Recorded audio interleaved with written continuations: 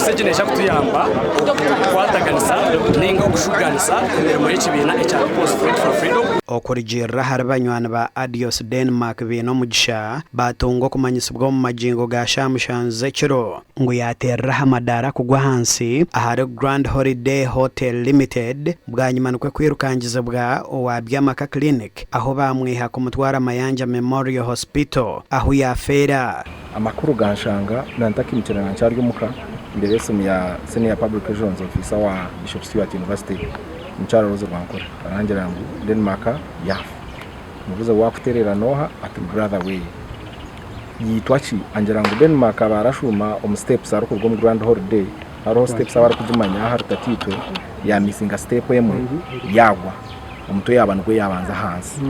so twabuza bindi biri gukora atakubona we yataruko bimanya kuba ari kubikira abagambira bico genda kurondera bindi so kubwashesha tuzayo kora aho urukiko kureba ko twakwasa kutebekanitse ibingi byo nebire bigendo meisho shanga ngo kwahereze gwa hansi banywana yaye bacyaroho umuhotera aho shanka mukaga mushanju kuba ari kugera bamutwara ahari byamakabo jya mu health center ningirwa rere hi byamakeshange taro Mombasa bamwohereza har Mayanja twageza aho kushikira mukama wa Grand Holiday Hotel Limited erkwebemberwa Stanley Katembeya kandi orkwebembera n'ikigombe cya PFF omuri burenge rw'izoba aho yatushobora kibireho amadara gatura ha hoteli bariyo myaka 20 cyo nakugira ngo an accident anybody can fall from there ngo tukugira ngo n'icyaburije kiri yaho buri muntu bakuza ahubwo this is an accident kanto ino ko kubasa kukintu niyo kugira ngo hotel ne yanjye tukumasa ngo amadara garo kugira ngo rukabona ahubwo bo banywani be bamugamba aho nko muntu abira ino kumarira kw'amani omubinte byaro gukora kandi abira ryo mwebembezo rukurwanira ubwabe bw'abantu atabena isimba mbara City South noreba ngo abaryo mwebembezo muto kandi itwe nka young generation ninga kabanta bato twaferwe kintu cyango kandi abaryo umuntu ari kureba hari kandi arukunda amazo mu kintu kiba kigwira kugira test kigwire kandi kiba kikira kujya teki kishikira umwana ubira ine mcemeje munonga umuro batahibe mu community cyo warebera buri muntu we nar concerned kumanya habira akibira Denmark ninki Denmark Adios atuyira rumunywano witu nangwa no kukiraho ahabo kuba atuyira brother witu narishimura muna witu ombya change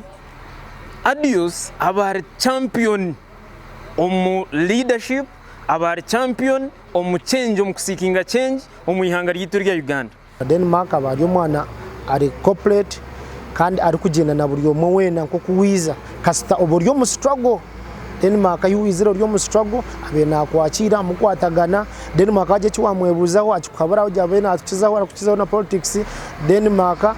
bino mugisho wafera ha myaka 31 akabaho mwebembezo wabeje bitendekero rya Bishop Stewart University kandi akabaho no mwebembezo w'eminyeto omu kigombe cya FDC aho yayisimbira bwa MP bw'eminyeto mu burenge rw'izoba bitutaraberemo kandi ogwa aho yafera yabariyo naza kwesimba habwa MP bwamba City House kurigera ha kigombe cya PFF cyabira mu nko mwebembezo w'eminyeto omu burenge rw'izoba bashohoza program yo kumushendekereza aho nyencha kararije kushabirwa hari Uganda Matters Catholic Church nabwanyuma naija kuziko wabo mu district ya Rukungiri ahizo baryo rwa mukaga nejagaruka kutuyamba coordinatinga emirimo ninga activities ninga obumwe obwa activists ninga abarwanizi bedebe